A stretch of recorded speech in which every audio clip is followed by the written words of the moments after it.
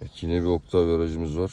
Kalifer ızgasının şu zımbırtıyı şöyle kanatların hepsini aynı anda çeviren bu taraftaki zımbırtı düşmüş. Şimdi onun montajını yapacağız.